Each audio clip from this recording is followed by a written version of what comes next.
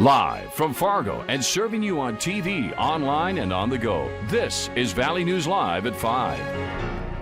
We begin with breaking news. The Cass County Jail now says 27 inmates and 3 staff members have tested positive for COVID since going into lockdown because of the virus. Officials say those who tested positive are mostly asymptomatic, with a few experiencing mild symptoms that don't require outside medical care. The jail remains on lockdown status as they try to gain control of the exposures. New for you now at 5, Moorhead police want you to know about a high-risk sex offender moving to the city after he's released from prison. 29-year-old Omar Yassin will be living in the 1900 block of 1st Avenue South. That's a couple blocks from the Moorhead High School. Police say he will be released into the community on December 7th.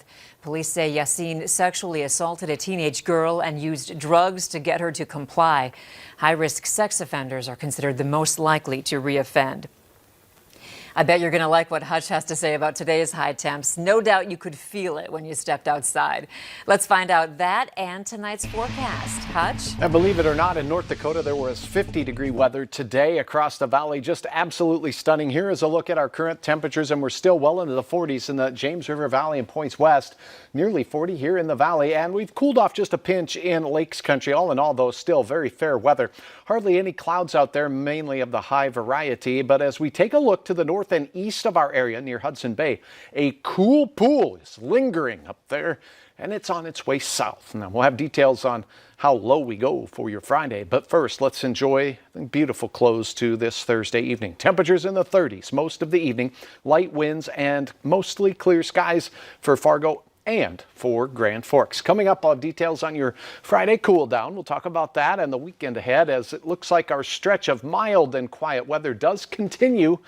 Andrea, I'll have all the details on that, and you'll meet tonight's weather kid here in just a few minutes. All right, looking forward to it. Thanks, Hutch. A vulnerable teenager has been returned safely to her guardian after she was found at a motel by herself. Police found the 16-year-old girl with Down syndrome at the Roadway Inn along University Drive around 4 this morning. She was wearing her pajamas and a coat. After putting out a call for help, police eventually found her caregiver. It's unknown at this time how the girl ended up there by herself. We'll have more on this story tonight on Valley News Live at 6. One man is behind bars after police say he tried to run over a guy, then crashed into a building. Around 4 this morning in the 2500 block of 15th Street South, police say that driver tried to ram another man with his vehicle, then hit the entrance of an apartment building. The victim told our crew on scene that he hurt his leg, but says it could have been worse if he didn't run behind the concrete barrier near the door of the building. Police arrested 36-year-old Benny Rodriguez of Moorhead. He's facing charges for terrorizing, aggravated assault, and driving under the influence. Coronavirus cases are skyrocketing across the nation, and despite a vaccine rollout in the days ahead, the CDC has dire predictions for the coming weeks. Michael George tells us how officials are now stepping up their pandemic response.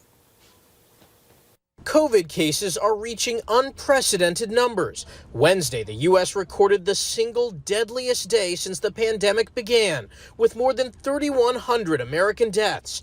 Pressure is growing for the FDA to approve a vaccine candidate. Operation Warp Speed hopes to have the Pfizer vaccine out the door by December 15th, once it's approved, with doses allocated to states by population. Dr. Anthony Fauci is critical of British regulators he feels rushed to approve a vaccine. If we had jumped over the hurdle here quickly and inappropriately, I think that the credibility of our regulatory process would have been damaged. On the CBS News podcast, The Takeout, the nation's top infectious disease expert said it will take a community effort to get Americans immunized. We've got a job to do to reach out and convince people to get vaccinated. Here in New York City, the mayor says average daily cases of the virus are reaching levels not seen since the worst days of the pandemic in April, and hospitals are quickly filling up. It's really important for folks who have gone through so much, who are understandably feeling fatigued, to see that there is light at the end of the tunnel. The surge nationwide prompted Los Angeles Mayor Eric Garcetti to impose tighter stay-at-home restrictions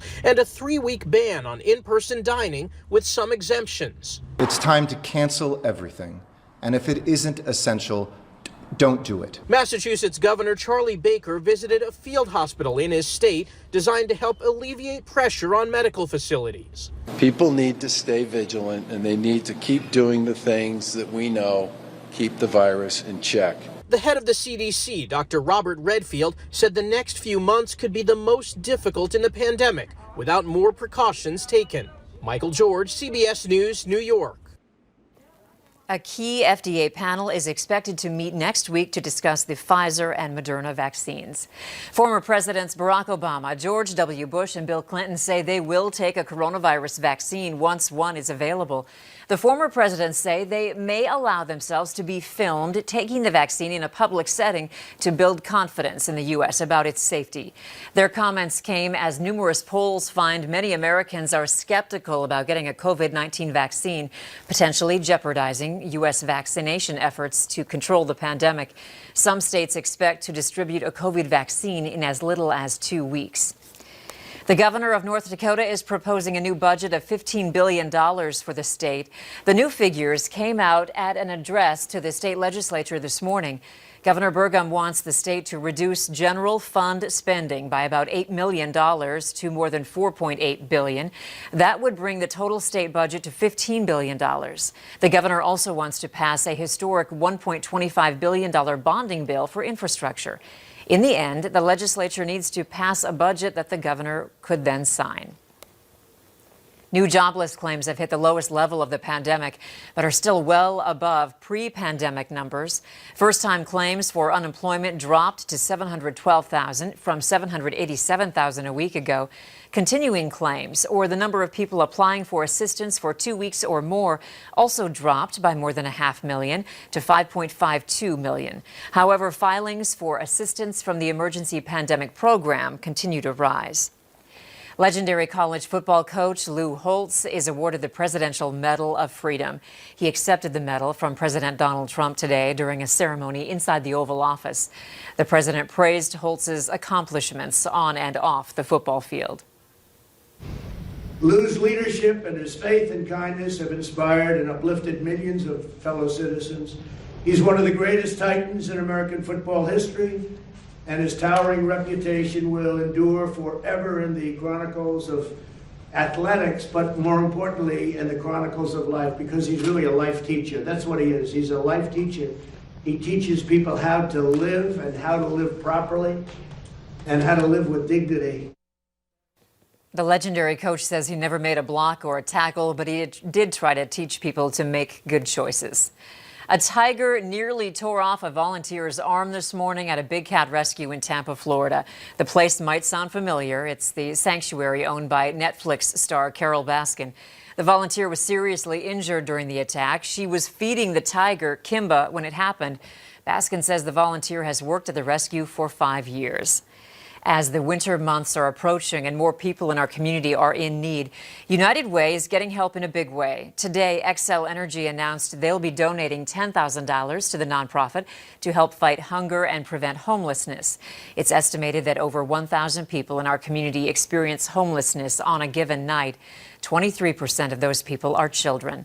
The goal is to end homelessness for 90% of people by 2023. What could be more needed in this time of the COVID-19 virus and additional funds to help our citizens, customers, friends, and family that are struggling. So with this check, we're certain that our partners brought together by the United Way will do a great job in addressing hunger and homelessness. For more information about United Way's mission and how you can help, download the VNL News app. You can find this story on our homepage.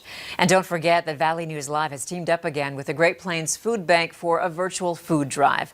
There are a number of items that you can purchase and donate right from your phone at every price range. Just download our VNL News app, look for the virtual food drive, and then click to donate. Up next, there's a new way to partner with DoorDash that might help businesses thrive at a time when everyone is ordering online. Very excitable weather this Thursday. We started the day with a gorgeous sunrise, and the sunshine lasted all day, warming temperatures to nearly 50 degrees for many North Dakota counties. Your forecast is a little cooler for Friday. I'll have all of the details on what you can expect in your neighborhood, and meet the weather kid right after this.